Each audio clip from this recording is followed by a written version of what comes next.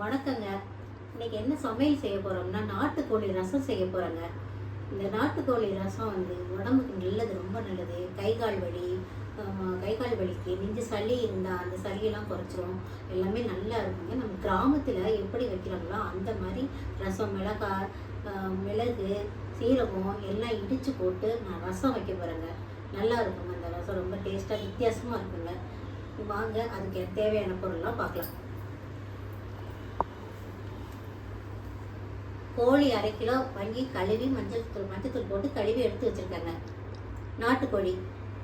நாட்டுக்கோழி ரொம்ப பெருசாக வாங்காமல் கொஞ்சம் சின்ன சைஸில் வாங்கினீங்கன்னா இளங்கறியாக நல்லாயிருக்கும்.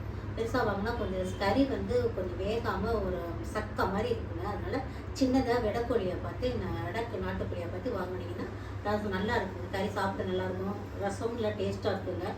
2 தக்காளி, சின்னதாக 2 தக்காளி நறுக்கி வச்சுருக்கேன்.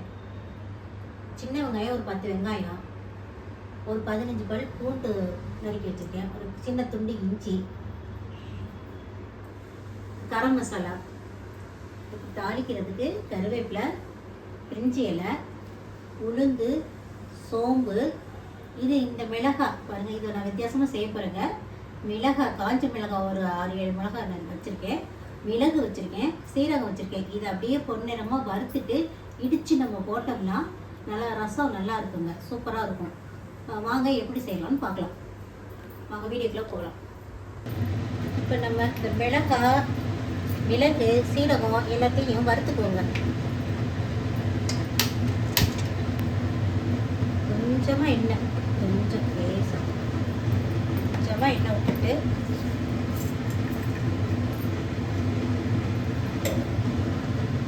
எண்ணெய் காய்ச்சிருச்சு. மிளகு போட்டுக்கலாம்.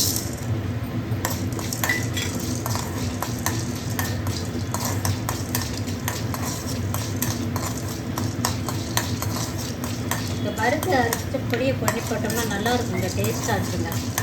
இந்த அரைச்சி போடுறதுக்கோட வறுத்து போட்டால் நல்லாயிருக்கும். இப்போ சீரகம் போட்டுக்கலாம்.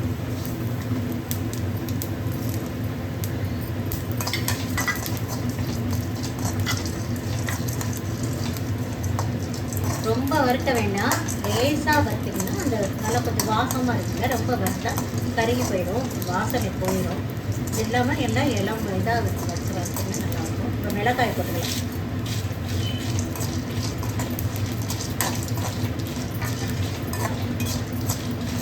மிளகாய் அப்படியே போட்டாலும் நம்ம தூக்கி தூரத்தாங்க போடுவோம். இது அரைச்சி அதில் போட்டோம்னா நல்லா டேஸ்ட்டாக இருக்கும். இது நுடுக்கிட்டு பொடி மாதிரி போட்டால் நல்லாயிருக்கும், வாசமாக இருக்கும்.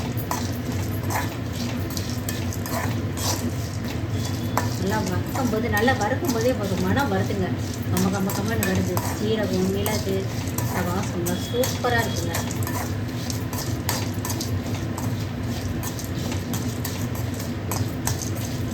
இந்த ஜீரக வாசம் கம்மன்னு வரும். இப்போ போதும், இந்த அளவுக்கு வறுத்தது போதும். இதை இறக்கிக்கலாங்க. இறக்கிட்டு நம்ம பொடியாக நுடுக்கிட்டு வச்சிடலாங்க.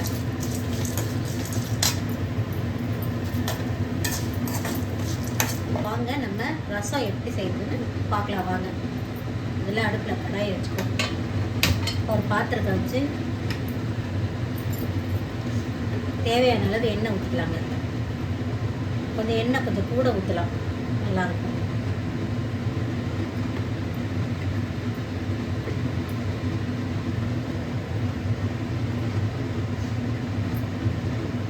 எண்ணெய் நல்லா காஞ்சிருச்சுங்க.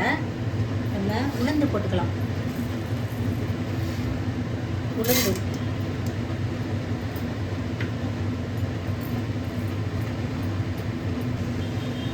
நல்லா பொரியணும். இப்போ நம்ம சோம்பு போட்டுக்கலாம்.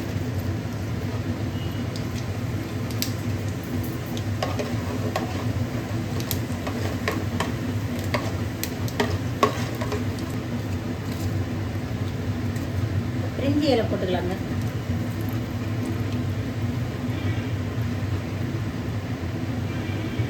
கருவேப்பிலை போட்டுக்கலாம்.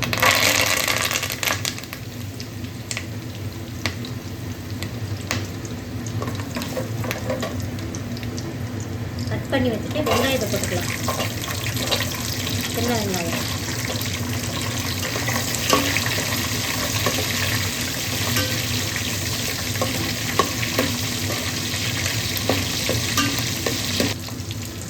நல்லா வெங்காயம் வதங்கிடுச்சுங்க. தக்காளி பழத்தை போட்டுக்கலாம்.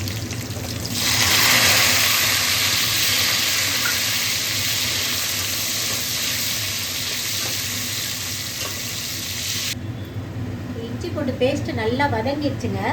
இந்த நேரத்தில் நம்ம கறியை போட்டுக்கலாங்க. கோழிக்கறியை போட்டுக்கலாம். கழுவி வச்சுருக்கோம், மஞ்சள் தூள்லாம் போட்டு கழுவி வச்சுருக்கோம், அதை போட்டுக்கலாங்க. கடையிலே நல்லாவே வாட்டி கொடுத்துட்றாங்க. மஞ்சள்லாம் போட்டு நம்ம அப்போல்லாம் வீட்டில் வந்து நம்ம கோழி கட் பண்ணுவோம், நம்ம மஞ்சள் தூள்லாம் போட்டு கட் பண்ணி பழக்குவோம். இப்போ கடையிலேயே நல்லாவே செஞ்சு கொடுத்துட்றாங்க. அவங்களே நல்லா வாட்டி மஞ்சள் தூள்லாம் போட்டு நல்லாவே கட் பண்ணி கொடுத்துட்றாங்க கடையில். கோழி நல்லா இஞ்சி பூண்டு பேஸ்ட்லேயே நல்லா வேகணுங்க.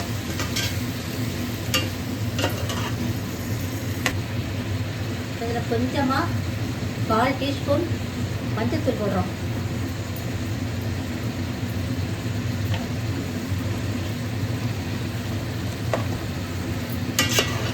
கோழிலே தண்ணி வருங்க, தண்ணி வந்துடும். அந்த தண்ணியிலே நல்லா இஞ்சி போட்டு பேஸ்ட்டு இதிலையே நல்லா வெந்துருச்சுன்னா கறி நல்லா இருக்குங்க, வாசமாக இருக்கும். கொஞ்சம் நேரம் ஒரு 10 நிமிஷம் இதுலேயே இந்த தண்ணியிலேயே வேகட்டும். அதுக்கப்புறம் நம்ம இதுக்கு தேவையான மசாலாலாம் போட்டுக்கலாம்.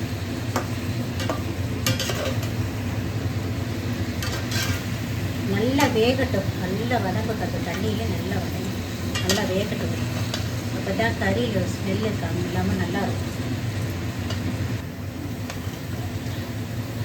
இப்போ பாருங்கள், இங்கே பாருங்கள், நல்லா பாருங்கள் தண்ணி வந்துடுச்சு பார்த்தீங்களா. இதில் இந்த தண்ணியிலேயே கறி கொஞ்சம் நேரம் வேகட்டுங்க, நல்லா இருக்கும். இருந்துச்சுன்னா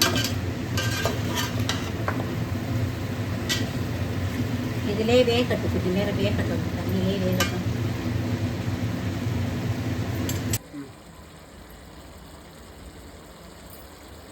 இங்கே பாருங்கள், நல்லா பாருங்கள் எப்படி வந்திருக்கு பாருங்கள். பாருங்கள் நல்லா அந்த தண்ணியிலே இங்கே பாருங்கள் நல்லா வெந்திருக்கு. இந்த நேரத்தில் நம்ம இதுக்கு தேவையான மசாலாலாம் போட்டுக்கலாங்க. கொஞ்சம் கரம் மசாலா, இந்த பொடியை நம்ம நொறுக்கி வச்சுருக்கோம்ல அந்த பொடியை போட்டுக்கிறேன்.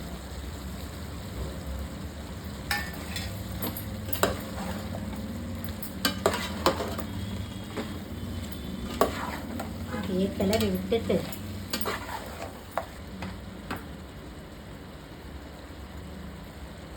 மிளகாய் பொடி போடுறேங்க. ஒரு டீஸ்பூன் போடுறேன். இது ஏற்கனவே நம்ம அதில் மிளகாய் போட்டிருக்கோம், வெள்ளைப்பொடி போட்டிருக்கோம், இஞ்சி போட்டிருக்கோம், மிளகு போட்டிருக்கோம், அதிலெல்லாம் உரப்பு இருக்கும். அதனால் கொஞ்சமாக போட்டுக்கலாம். 1.5 டீஸ்பூன் மிளகாத்தூள் போட்டிருக்கேன்.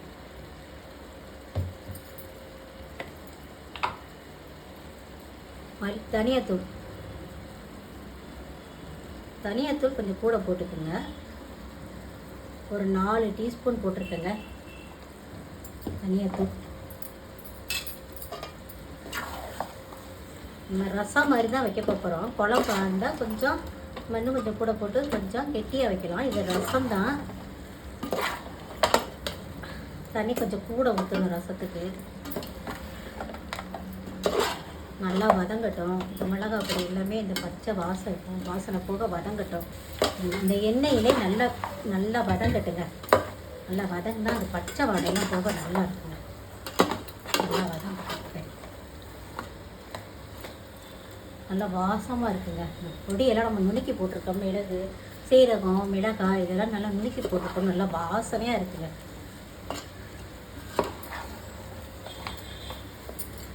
இப்போ நம்ம இதுக்கு தேவையான அளவு தண்ணி ஊற்றிக்கலாம்.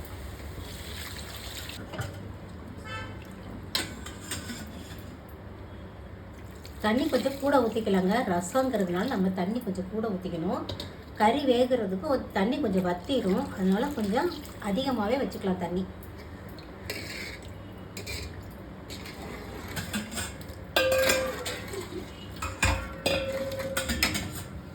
ஆனால் நம்ம கறி வேகும்போது தண்ணி வத்திருங்க.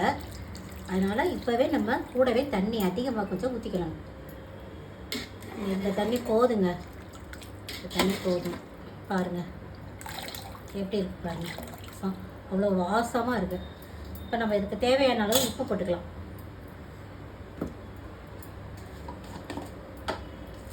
கல் உப்பு போடுறேன். நல்லா கொஞ்சம் கூடவே போட்டுங்க. ஏன்னா தண்ணி நிறைய ஊற்றிருக்கோம்ல, அதனால கொஞ்சம் உப்பு கொஞ்சம் கூடவே போட்டுக்கலாம். போதும்.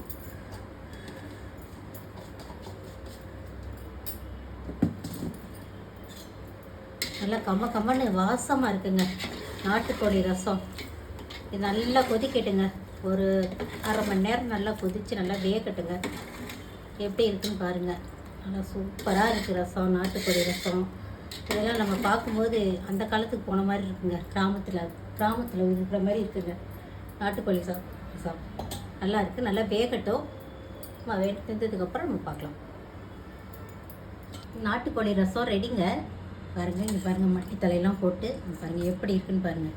சூப்பராக இருக்குங்க. அட்டகாசமாக வாசனையே செம்மையாக இருக்குங்க. நீங்களும் வீட்டில் ட்ரை பண்ணி பாருங்கள். பிடிச்சிருந்தா ஒரு லைக் பண்ணுங்கள், ஷேர் பண்ணுங்கள், கமெண்ட் பண்ணுங்கள். நன்றிங்க.